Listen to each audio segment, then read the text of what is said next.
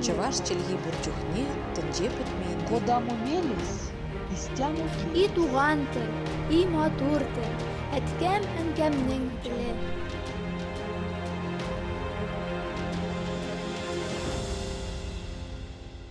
Исәнмесез? Сіз Татарстан 24 каналында туған тел тапшуын қарайсыз. Сізнің білән Гүлүсә Сыңғатуллина. Бүгінгі тапшу Мари милләте, әлігі халықның мәдәнияты, үзенчәлекләре, бәйрәм йолалары, традицияләре һәм күптән түгел Казанда үткән тормыш агачы проекты хакында. Марилар милли йолаларын үтәп, бұрынғыдан килгән бәйрәмнәренә тугры калган бик үзенчәлекле халык. Алар җир эшләре, игенчелек, терлекчелек белән көн итәләр. Хезмәт сөючәнлекләре белән аерылып торалар. Безнең эрның 1000 еллыгында формалашкан борынгы Мари этносының үзәген фин-угыр кабиләләре тәшкил итә. Мариларның оешуы һәм үсешендә болгарлар, соңрак татарлар, яңа дәвердә руслар белән этно-мәдәни багланышлар зур роль уйный. Шуңа күрә Мари халкының яшәешендә әлеге милләтләрнең йогынтысы шактый сизелә. Шулай ук чуаш мәдәнияте һәм көн күреше белән дә охшашлыклары бар. Мари халкының милли киемнәрендә ак һәм кызыл төсләр өстенлек итә. Ак чисталык, Алла белән якынаюны аңлатучы изге төс булып санала. Ә кызыл исә тормыш, яшәеш, кантысы. Хатын-кызларның киемнәрендә милли үзенчәлек аеруча да ачык чагыла. Алар көндәлек киемнәрне дә тегеп, чигеп бизәклиләр. Ә бәйрәм һәм туй киемнәре аеруча да купшы бизәлә. Аларга өстәмә рәвештә күп санлы зәркән эшләнмәләр дә кушыла. Татарстанда марилар башка милләтләр белән үзара бирегеп, дус тату мөнәсәбәттә гомер кичерә. Бер-берләренең йола традицияләрен хөрмәт итеп, бәйрәмнәрдә катнашып, изге теләкләр теләшеп яшиләр. Әлеге дуслык яңа бәйрәмнәргә, очрашуларга сәбәп тә булып тора. Шушы көннәрдә Казанның Шөреккүл паркында Идел буе халыкларына багышланган тормыш агачы мәдәни агарту проекты башланып китте. Аны Казан мэриясе һәм Татарстан халыклары ассамблеясы оештыра. Әлеге чаралар Россия халыкларының мәдәни мирас йолыксаларында Татарстан Республикасы президенты каршындагы татар телен һәм Татарстан Республикасында яшәүче халыклар вәкилләренең туган телләрен саклау, үстерү мәсьәләләре комиссиясе ярдәме белән гамәлгә ашырыла. Тормыш агачының беренче чарасы Мари мәдәниятенә багышланды. Киләсе сюжетыбыз да шул хакта.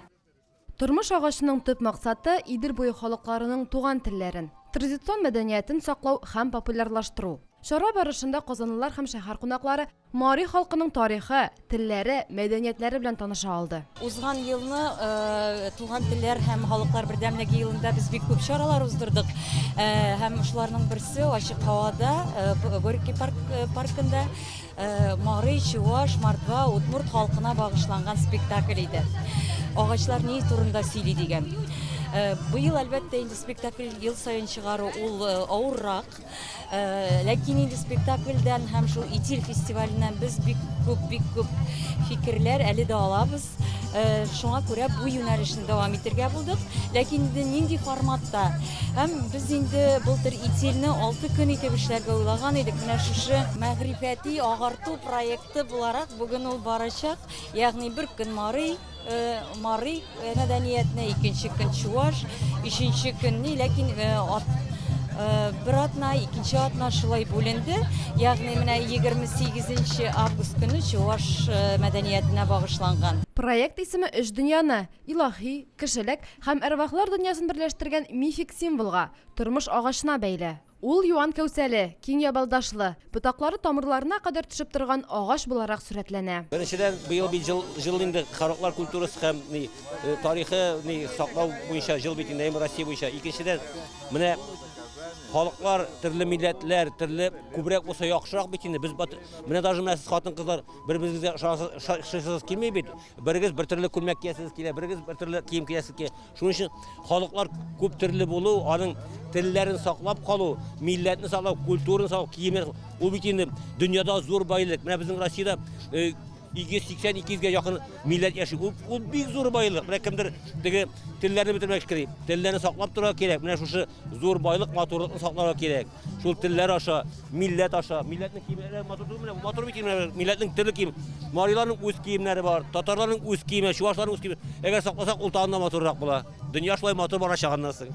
Тормыш агашы төрле мәдәниятләрдә очрый. Татар, мари, удмурт, мордва, чуашларның дини ышануларының аерылгысыз бер өлеше булып тора. Һәр халыкта әлеге агачның үз исеме бар. Мариларда ул мәсәлән тукым-вож дип атала. Еш кына шундый фикер яшәп килә, имеш ул милли гореф-гадәтләр элек булган дип. Чынлыкта бит бу халыклар бүген дә яши. Димәк, бу милли гореф-гадәтләр бүген дә безнең тормышыбызда булырга тиеш. Ничек аны менә шушы миллион ярымны шәһәрдә 21 гасырда күрсәтергә? Шушындый чаралар кирәк.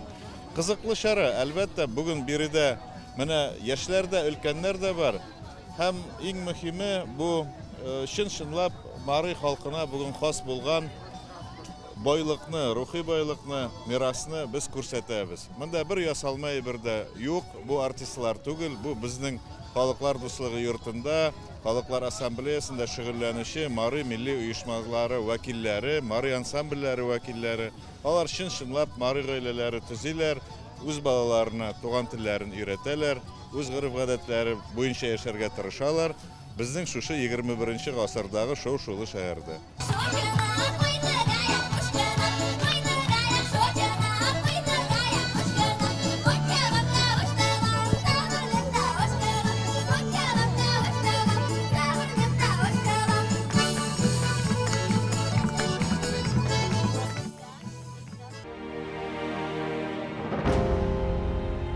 Мари халкының бұрынғыдан келген төп милли бәйрәме Симык. Ул ел сайын Татарстанда да үтә. Пасхадан соң 7 атна үткәч уздырыла. Троица атнасының чәршәмбе көнендә башланып, якшәмбесендә тәмамлана. Мари халкы әлеге бәйрәмне елда зур әзерлек белән көтеп ала. Бәйрәмгә әзерлек Симык үтәсе атна башында ук башлана. Өй эше генә түгел, каралты кура да җентекләп җыештырыла. Кирәкмәгән иске киемнәрдән, әйберләрдән котылу хуплана.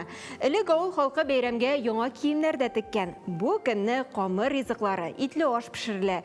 Табынга бәйрәмнең төп ашлары булып саналган йомырка, иремчек, тавык, аш, балык, каймак куела. Явыз көчләр кермәсен өчен бәйрәмгә каршы төндә ишек капкалар бикләнеп куела. Мариларның гасырлар дәвамында сакланып килгән йолаларын, милли гореф-гадәтләрен саклаучы Симык чәчү төгәлләнгәч, арыш сиркә чыгаргач җәй башында үтә. Бу көнне алар зиратка барып, мәрхүм якыннарын искә алалар, каберләрен чистарталар. Икенче көнне мәрхүмнәрне исемләп, аш, тәбикмәк пешерәләр, шәмнәр яндыралар. Пасха белән Симык бер-берсенә бик охшаш. Аерма шунда, Пасхада өлкән яшьтәге мариларны, Симыкта якты дөньядан иртә киткән, яшьли вафат булганнарны искә алалар. Искә алмасаң, алар усалланырга, зыян салырга мөмкин дип ышаналар. Йола буенча зиратка баргач, якыннарның каберләре өстенә тары сибәләр, ипи куялар.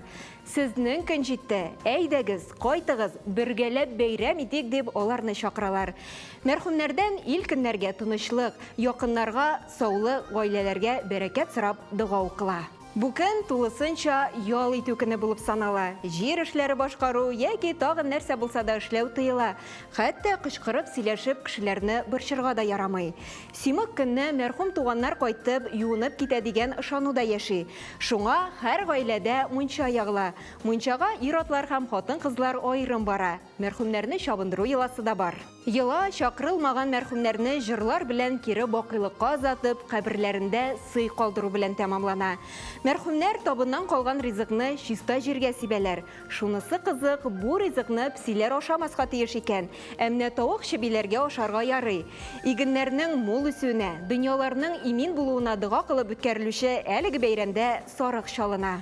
Милли костюм теге яки бу халыкның мәдәниятен ачык чагылдыручы бер элемент ул. Мариларның костюмнары бихисап төрле. Алар кайсы төбәктә яшәүләренә карап аерыла. Сегодня наше мероприятие мы старались показать в первую очередь, ну, как скажем, наше богатство, вот, культуру, традиции, конечно, наши костюмы, песни, танцы.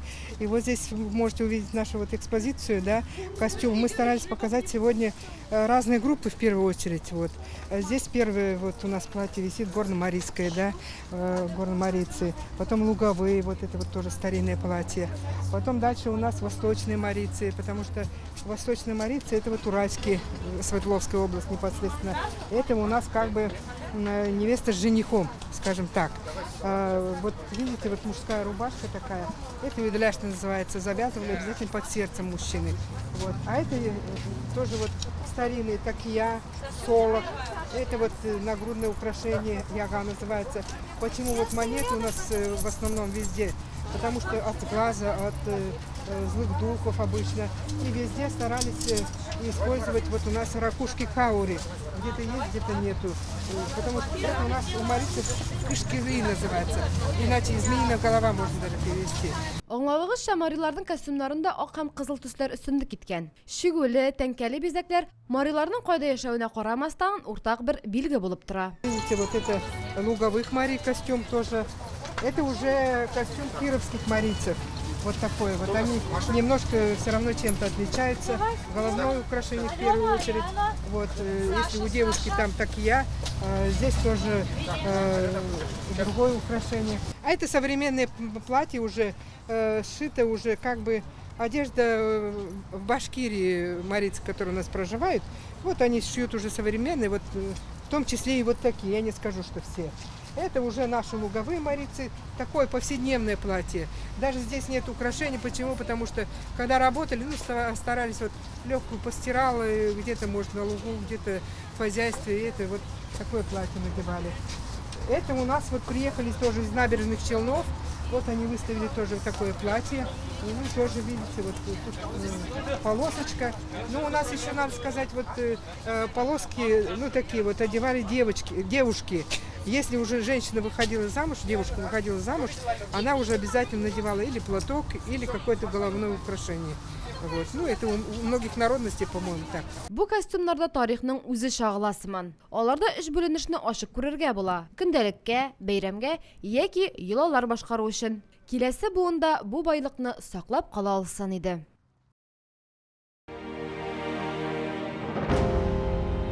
Марилар нигездә православие динен тотсалар да, мәҗүси йолаларны саклап көн итәләр. Мәҗүсилек аларның күпчелек гамәлләрендә, бәйрәмнәрендә, биюләрендә, гомумән мәдәниятләрендә шактый ачык чагыла. Мәҗүси марилар кырыклап Аллага табына. Һәр Аллага аерым мөнәсәбәт һәм махсус табыну йолалары бар. Мариларда галәм кеше, Аллалар ихтыяры, явыз рухлар, бызым, күз тию, мәрхүмнәр жаны турындагы карашларга нигезләнгән традицион булмаган медицинада үсеш алган. Имтымчыларга ышану, аларда дәвалану элек-электән киң таралган. Марилар зур булмаган моногамик гаиләләр булып яшиләр. Әмма бүленеп чыкмаган 3-4 буын якын туганнарны берләштергән зур гаиләләрдә яши. Никах килешүе төзегәндә кәләшнең ата-анасына калым түлиләр. Алар кызларына мал-мөлкәт һәм мал-туардан торган бирне әзерлиләр. Туйлар, музыка, җыр һәм биюләр белән уза торган күп этаплы, катлаулы йоладан гыйбарәт. Бәйрәмнәрдә кулланылучы киң таралган уен кораллары: барабан, сырнай, сыбызгы, гөслә, агач торбалар, гармон. Мариларның тагын кайбер бәйрәм йолаларын атап үтик. Яңа ел бәйрәме, булачак игеннәр уңышы, терле күршеме, кияүләр турында багулар урын алган йола. Руслардагы май чабуга охшаш ага байрам, бергәләшеп гыйбадәт кылу һәм корбанга иген бирү йоласы башкарыла торган язгы сабан йоласы. Сүрен бәйрәме, җәй көне явыз рухларны куу йоласы. Бу көнне марилар йорт каралты диварларына камчылар, чыбыклар белән сугып, явыз көчләрне куалар. Яңа уңыш ашлыгыннан юлар ризыклары пешереп һәм гаилә гыйбадәтләре кылып, кызын билгеләп үтелүче үгендә байрам. Марилар христиан календаре бәйрәмнәренә дә мәҗүси йола элементлары өстәгәннәр. Башкортлар, татарлар белән якын күршеләр булып яшәгән төбәкләрдә марилар җыен, сабан туй бәйрәмнәрендә дә актив катнашалар. Казан мэриясе оештырган тормыш агачы проекты барышында милли көйләр, җыр биюләр еш яңгырады. Уен коралларына да аерым игътибар бирдек. Сейчас я вам покажу, познакомлюсь вас с марийскими национальными народными инструментами. Это, конечно, в первую очередь волынка. Вот сейчас я надую.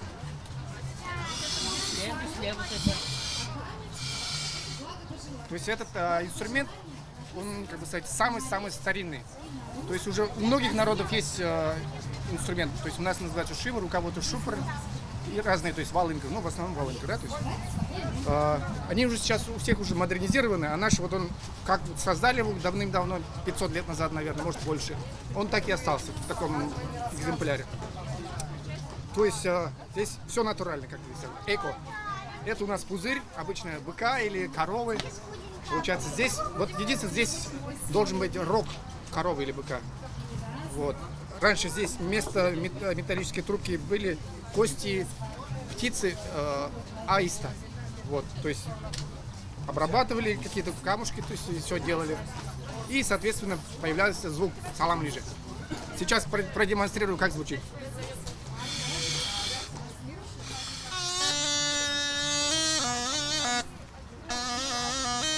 Шувыр нәзбірік уйын құралы де Александр. Яңғырны, яғни дымлылықны әзгіне сездімі, тауышын өзгерті, күйсізлене башлайды. Это, значит, у нас гусли марийские.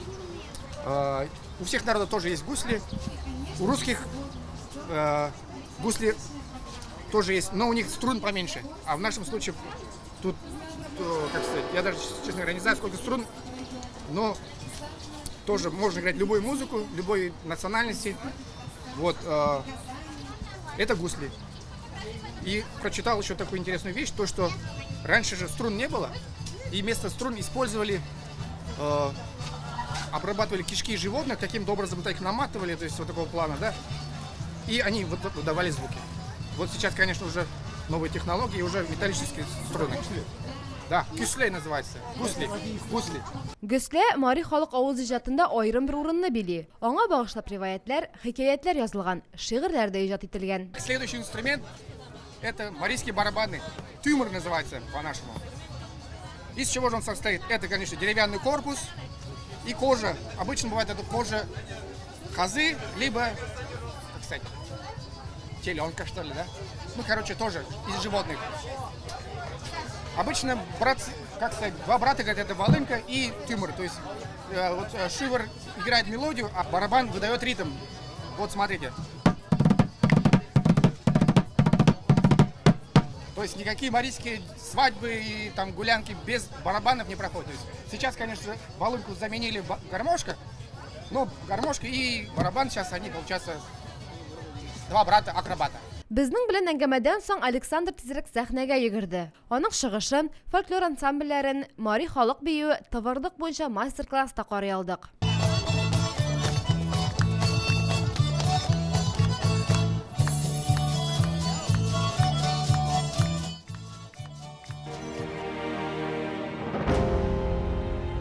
Мен 1998 елдан Татарстан Республикасында мариларның милли мәдәни автономиясе эшли.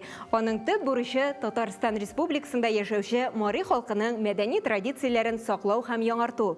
2011 елда Казанда Татарстан Республикасы мариларның беренче съезды да узды.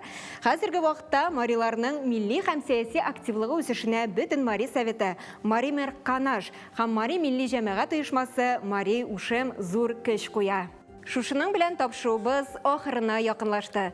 Бүгенге тапшу Мари милләте, әлеге халыкның мәдәнияте, үзенчәлекләре, бәйрәм йолалары, традицияләре һәм күптән түгел Казанда үткән тормыш агачы проекты хакында иде. Сез Татарстан 24 каналында туган тел тапшуын карадыгыз. Сезнең белән Гөлүсә Сыңгатуллина булды. Сау булыгыз, киләсе очрашуларга кадәр.